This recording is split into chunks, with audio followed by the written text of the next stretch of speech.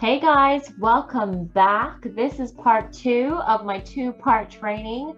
And I'm really excited about this particular portion of the training because I love talking about biblical strategies. This is what I enjoy talking about and reading about and learning about. So if I sound a little bit excited, that's because I am.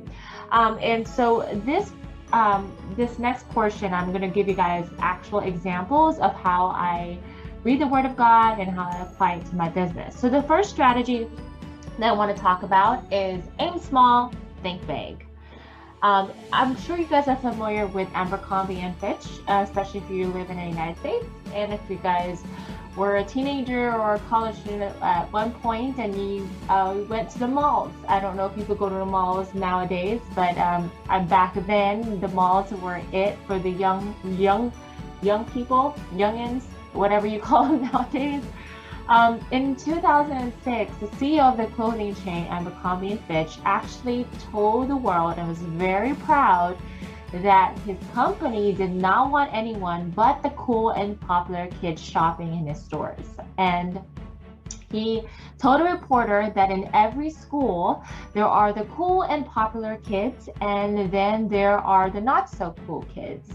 And candidly, this verbatim, he said, we go after the cool kids. So if you're not cool, don't shop here.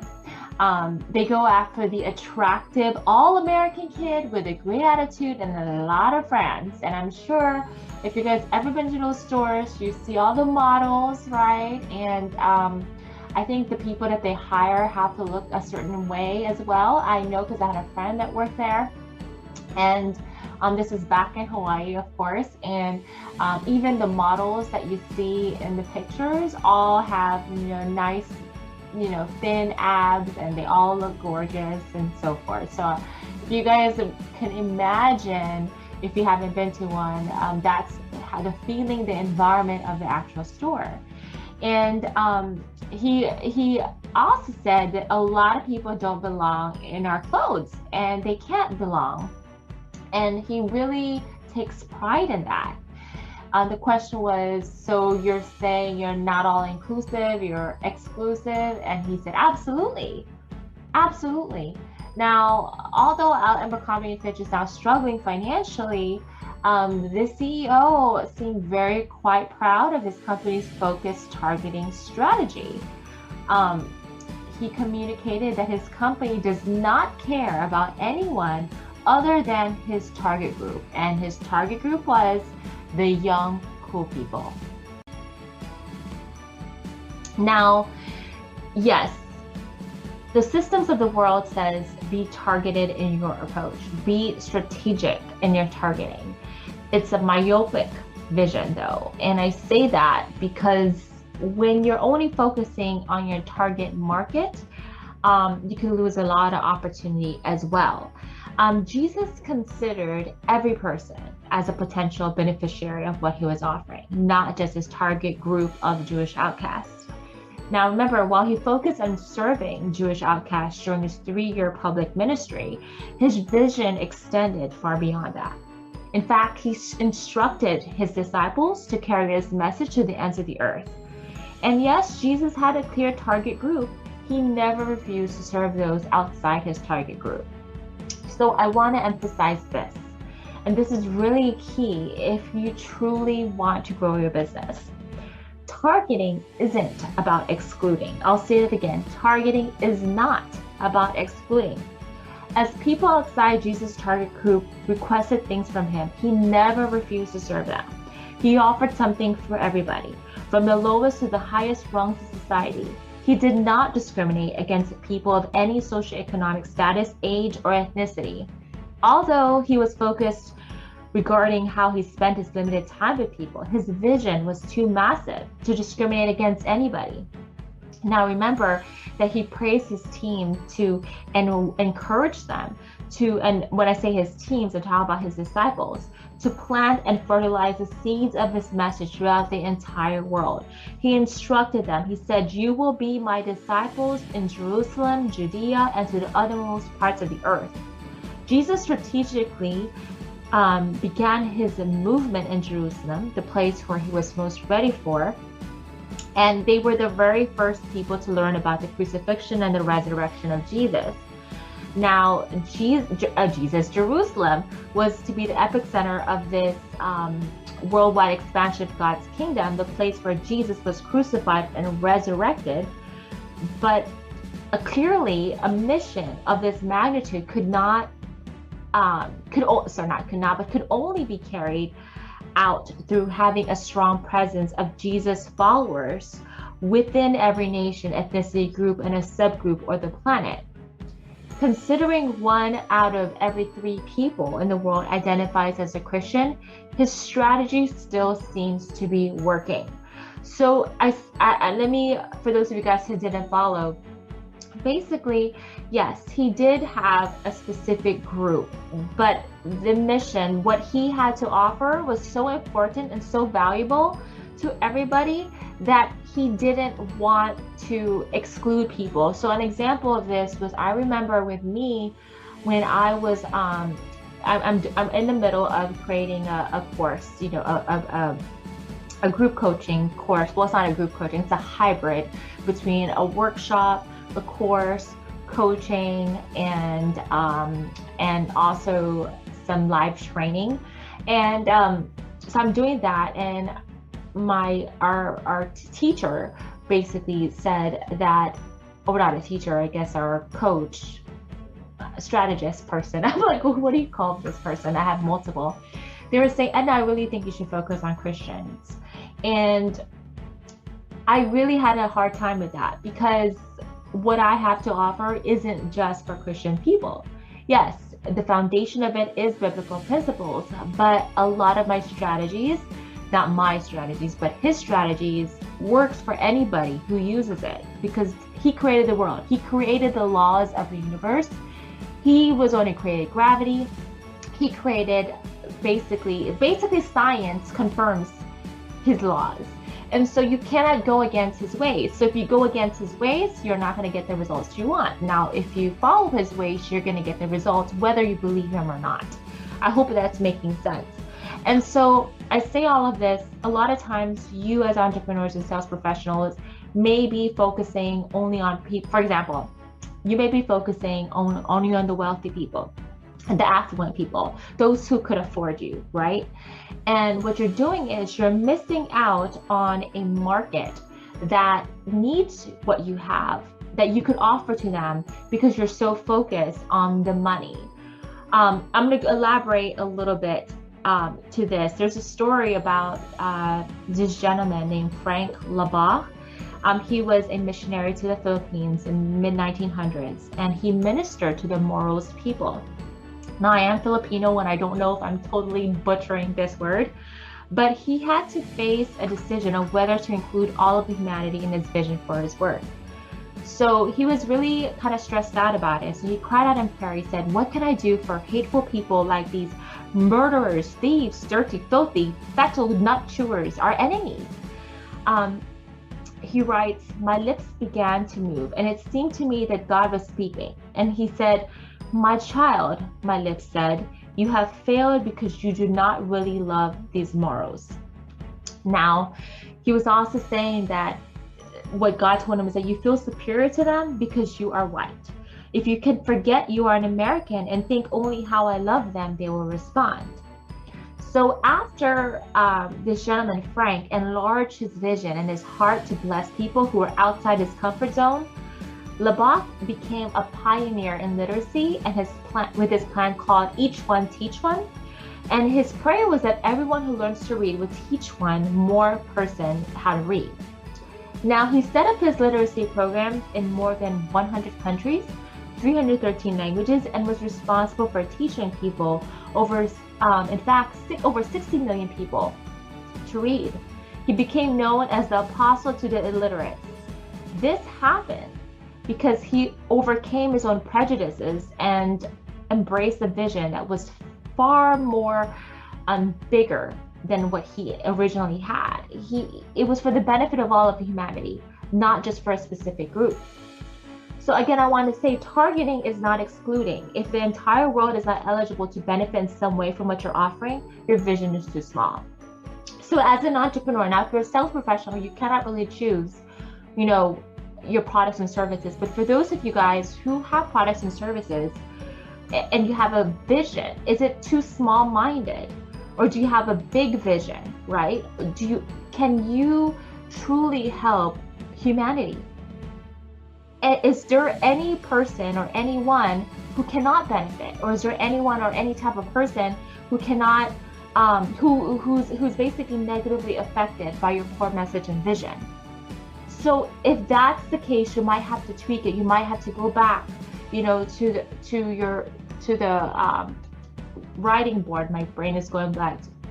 To your brainstorming session and start thinking about what can I do to tweak, you know, my approach so that I am not so specific. And again, this is going against the world's way, right? The world is telling you pick one, knowing what fish you want, and stick to that. I'm saying yes. Understand that you tailor your messaging, you tailor your programs to that individual, but also be open to being flexible and serving those who may not be in your target market, because the value you have to offer, I guarantee, is not just for that specific group, right? It could apply to the masses. It's just a matter of understanding how to approach those individuals or how to service them in a way that they can receive it from you. My challenge to you is to really think about your vision. Is it big enough to reach more people than your target market? Now, the second strategy I want to talk about is to keep your core message simple. Now, remember that on average, people are inundated with approximately 4,700 marketing messages each day. This is especially true in the United States, which has only 6% of the world's population, yet consumes 56% of the world's advertising. So with this amount of noise, today's marketers must be clear or be ignored. Saying many words usually communicates nothing. Consider that many of the most memorable writings and speeches in history were also some of the shortest. So think about the Lord's Prayer. The Lord's Prayer only contains about 56 words. Gettysburg Address has 266 words. 10 Commandments has 297 words. And the Declaration of Independence is 300 words. To keep it memorable, keep it simple. As Confucius says, keep it simple and focus on what matters. Don't let yourself be overwhelmed. Now, while his message was mysterious and profound to everyone who heard it, Jesus kept his core message clear. His message was this: "The Spirit of the Lord is upon me, because he anointed me to preach the gospel to the poor. He has sent me to proclaim release to the captives and recovery of sight to the blind, to set free those who are oppressed, and to proclaim the favorable year of the Lord." This was the good news, the gospel. Jesus' message was not about rules or complex, highbrow philosophy, right? His message was not advice, it was news, clear and concise. Jesus' core message was to inform people that they had been set free from living hopeless and pointless lives. Through a relationship with their Creator, they were now free to experience the inner peace for which they had longed for. All they had to do was accept what he offered. Although easier said than done, it was simple, right?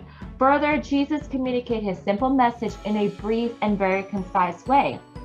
Leonard Sweet, he writes, Jesus was the master of the 1-minute message. Think about it.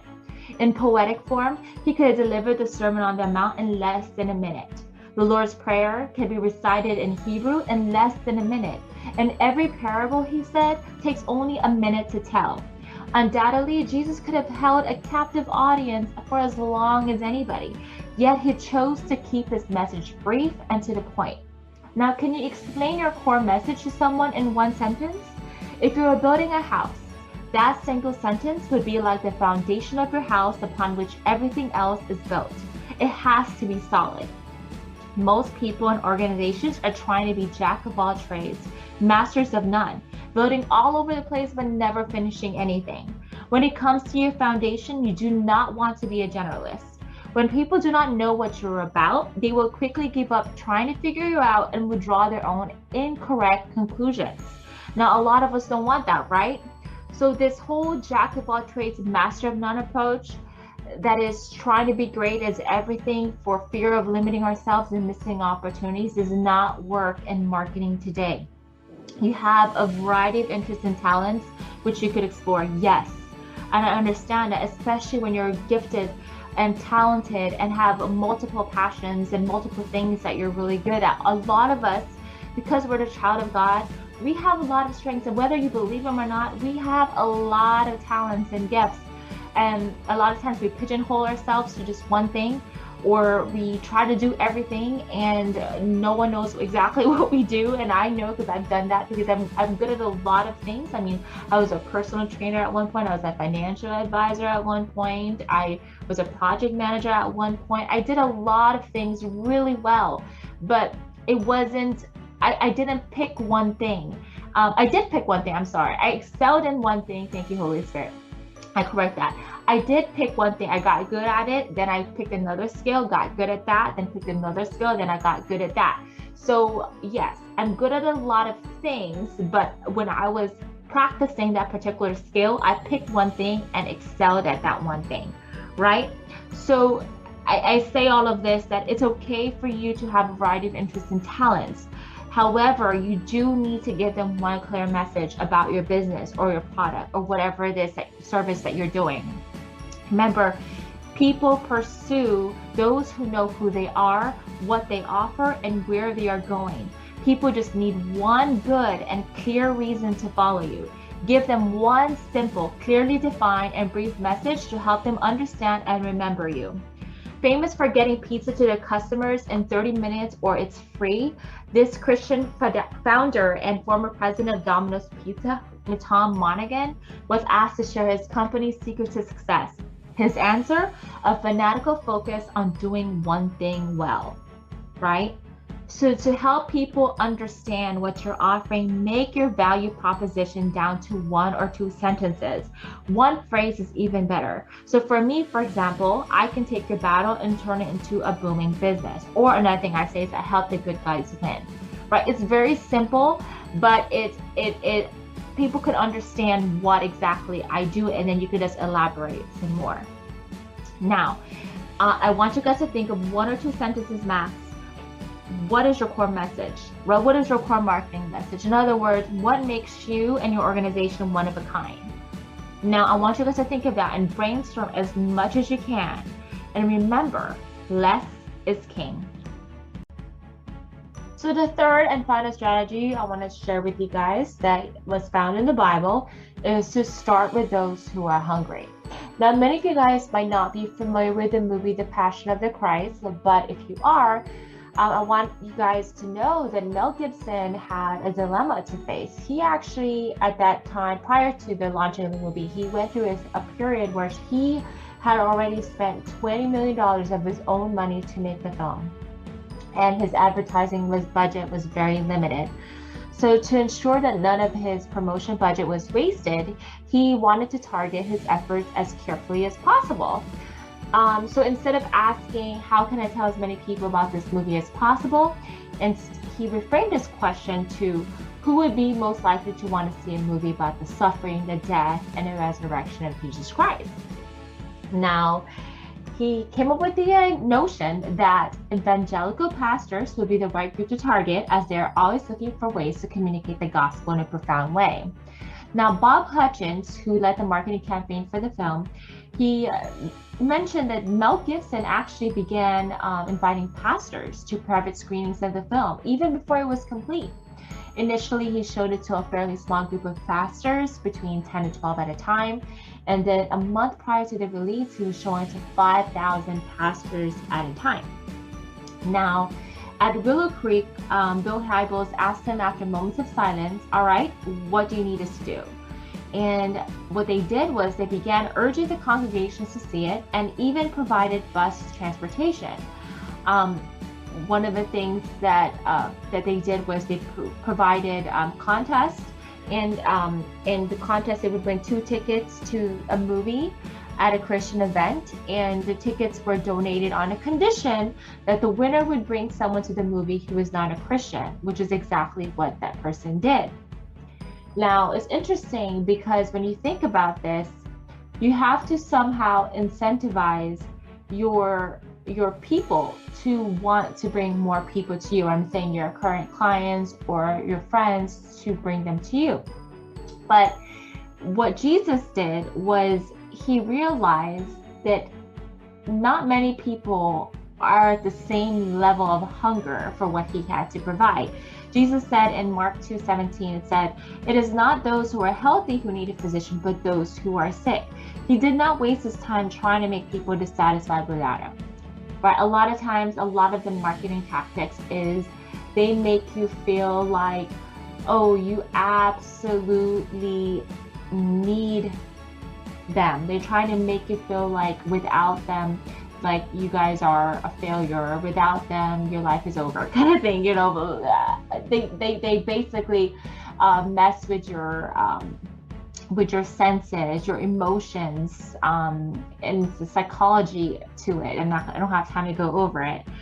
But instead, what Jesus did, is he focused his time on offering solutions to people who recognized their desperation for what he was offering. Yes, Jesus loved everybody, but he was focused concerning his overall marketing strategy. He, instead of pursuing those who he had to try hard to convince that need him, he pursued the outcasts, those who realized their need for him and his message. So he wasn't trying too hard, right? He knew who was receiving his message, because you can tell, guys, when you're talking to people, you could tell if someone's interested in what you're saying, right? You could tell if someone's just like entertaining you or humoring you, like what my husband used to say. But you have to really have discernment and pay attention to the receiving end, right? Leonard Sweets writes, "It's clear from the gospel that Jesus' main audience was never the religious leaders." Right? You would think that Jesus would go after religious leaders because they're the religious ones. And a lot of times when you think of Jesus, everyone think of religion and religious. But instead, Jesus wasn't trying to persuade or convert the Jewish establishment. Yeah, he did it a couple times, like Nicodemus and probably Joseph of Arimathea came to Jesus.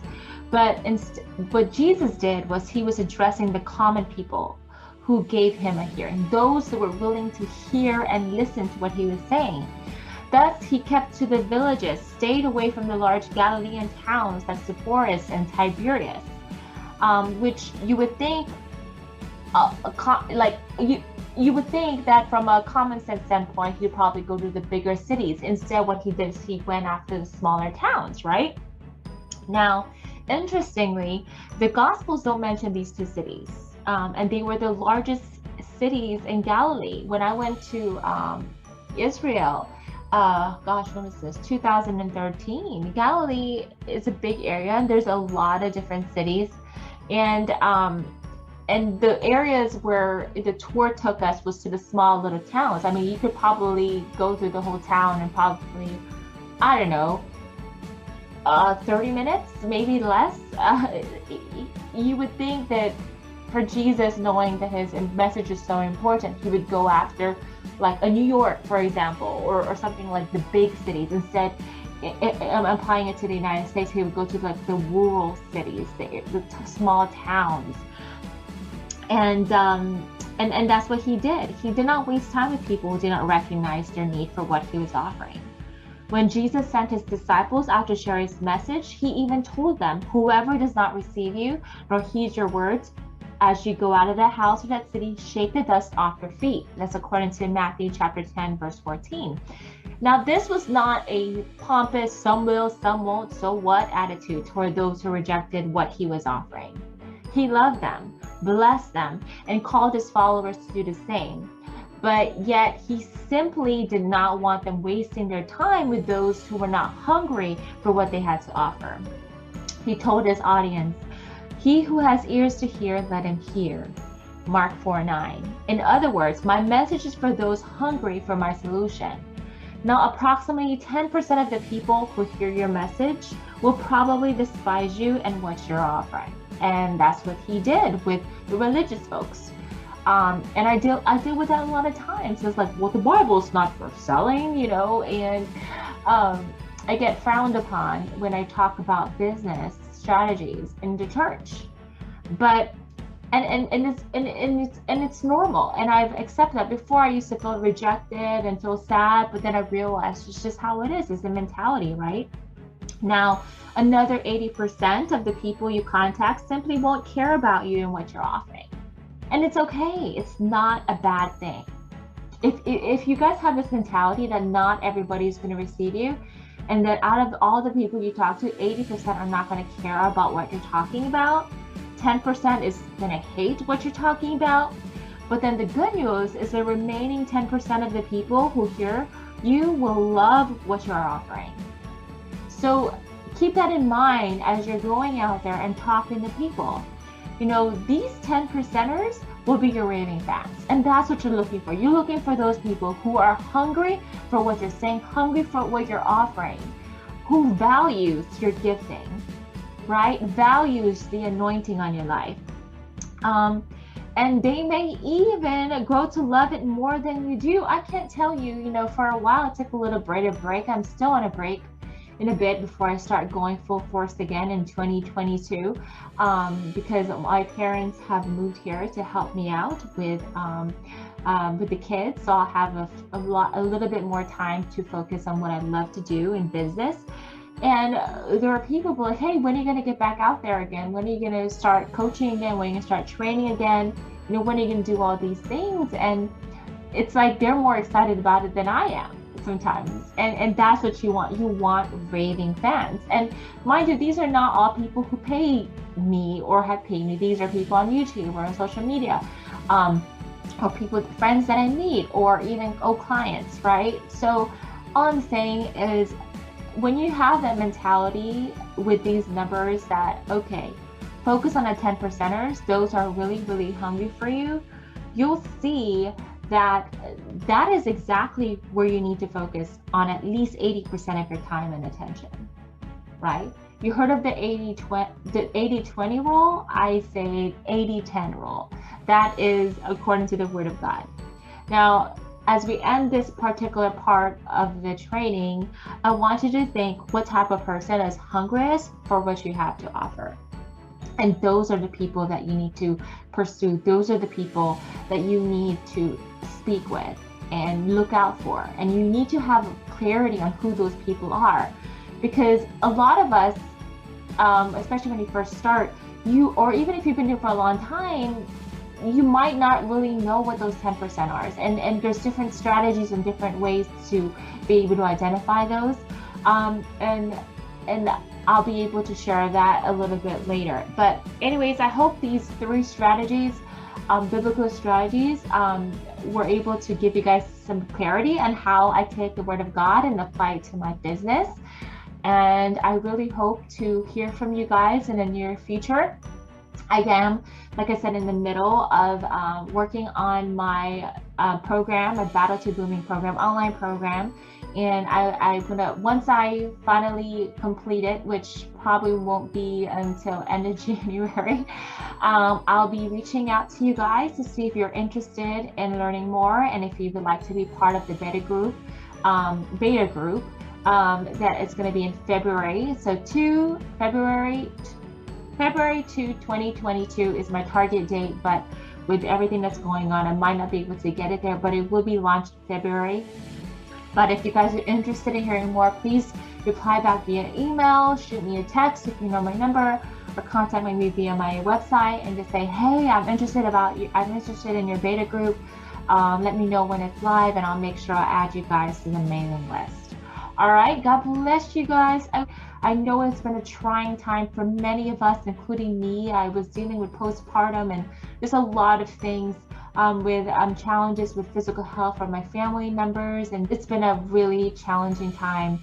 And I know that I'm not the only one who've experienced this, and I just want to encourage you guys that God is still good, and He will give you the strength that you need to just keep your head up, keep focused. If I could pray for you about anything, don't hesitate to ask.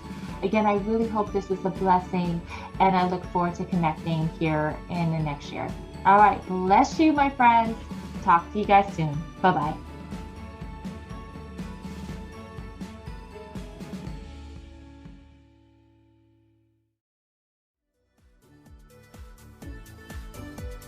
Thanks for joining us this week on Estherpreneur. Make sure to visit our website, favorandwealth.com, for more information on our services. While you're at it, if you found value in this show, we'd appreciate a rating on iTunes, or if you simply tell a friend about the show, that would help me out too. Also, check out my book, The Ugly Side of Sales, available on Amazon, where I share 7 of my secrets on how to win and grow business the right way. Until next time, keep shining.